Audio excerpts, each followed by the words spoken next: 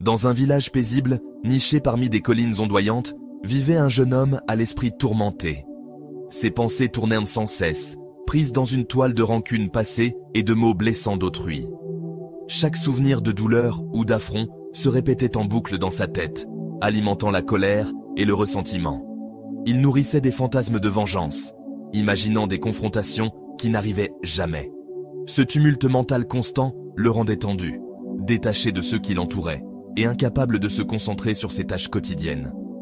Sa vie semblait lourde, comme s'il portait un fardeau invisible qui s'alourdissait chaque jour. Son meilleur ami, remarquant sa lutte, lui suggéra de chercher conseil auprès d'un sage, connu pour aider les âmes troublées. Désespéré de trouver un soulagement, le jeune homme accepta. Il entreprit un voyage à travers des sentiers sinueux, le cœur lourd mais empli d'espoir. Le sage vivait dans une demeure simple, entouré de jardins sereins qui semblaient vibrer d'une sagesse silencieuse. Lorsqu'il arriva, le jeune homme déversa ses tourments, son incapacité à lâcher prise des souvenirs négatifs, la colère qui le consumait et l'épuisement qui pesait sur son esprit. Le sage écouta patiemment, ses yeux calmes et pleins de savoir. Sans un mot, il se leva et alla chercher un verre d'eau sur une table à proximité.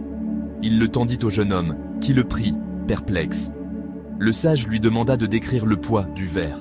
Le jeune homme, le tenant légèrement dans la main, dit qu'il semblait presque sans poids, une chose insignifiante. Le sage hocha la tête et lui ordonna de tenir le verre fermement, sans laisser une goutte s'échapper. Le jeune homme obéit, restant immobile, tandis que les minutes passaient. Au début, la tâche semblait simple. Le verre restait léger, et il se tenait avec assurance, ses pensées toujours tournées vers ses problèmes. Mais au fil du temps, son bras commença à fatiguer. Le poids du verre, autrefois négligeable, devint perceptible. Ses muscles le faisaient en souffrir, et son attention se porta entièrement sur l'effort de tenir le verre stable. Les heures s'écoulèrent, et la douleur se transforma en souffrance.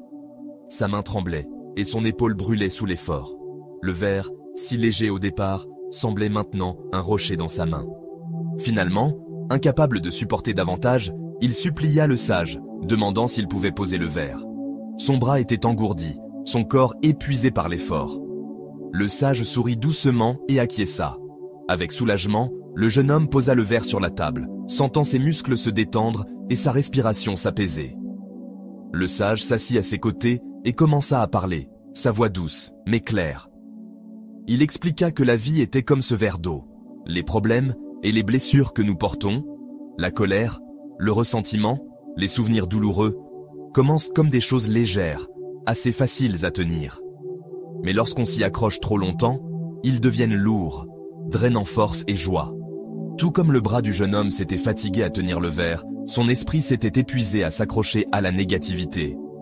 Plus il s'agrippait à ses pensées, plus elles le consumaient, ne laissant aucun espace pour la paix ou la connexion avec autrui. Les paroles du sage touchèrent profondément le jeune homme. Il vit sa vie reflétée dans cet acte simple de tenir le verre. Il réalisa que son obsession constante pour les torts passés l'avait piégé dans un cycle de souffrance. Les souvenirs eux-mêmes n'étaient pas le problème, c'était son refus de les laisser partir. Le sage l'encouragea à tirer des leçons du passé sans le porter. Chaque jour, il pouvait choisir de poser le verre, de libérer le poids de ses rancunes et de ses peurs, et d'avancer avec un cœur plus léger. Une gratitude profonde envahit le jeune homme alors qu'il remerciait le sage. Il quitta la demeure avec une nouvelle perspective, le poids de ses pensées déjà allégé. Le voyage de retour vers le village semblait différent, plus lumineux, comme si le monde lui-même avait changé. Il commença à mettre en pratique ce qu'il avait appris.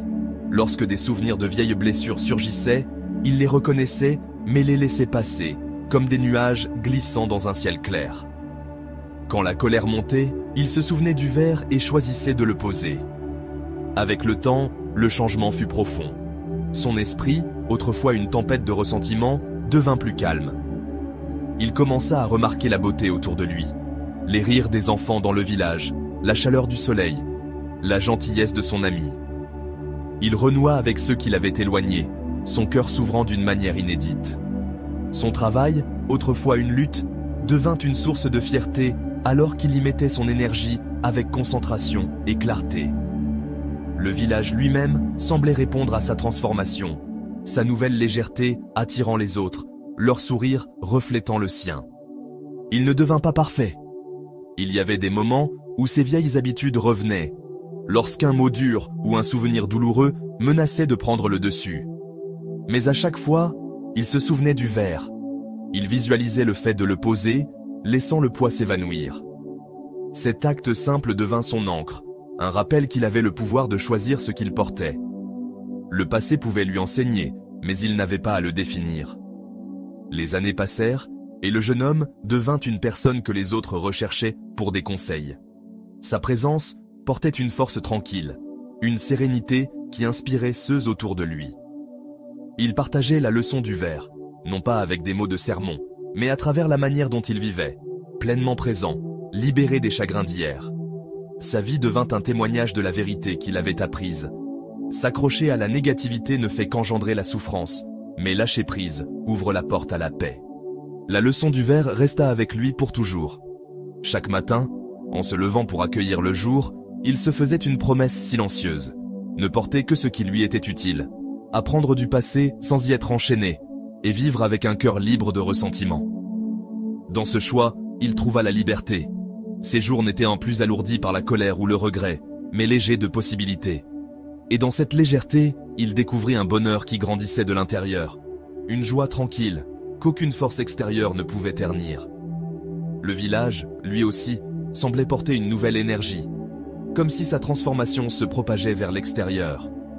Les gens travaillaient ensemble plus facilement, leur rire résonnait plus clairement, et leur fardeau semblait n'est plus léger lorsqu'ils étaient de partager. Le voyage du jeune homme avait commencé par un seul pas vers la demeure du sage, mais il l'avait conduit à une vérité qui avait remodelé son monde. En apprenant à poser le verre, il avait appris à vivre,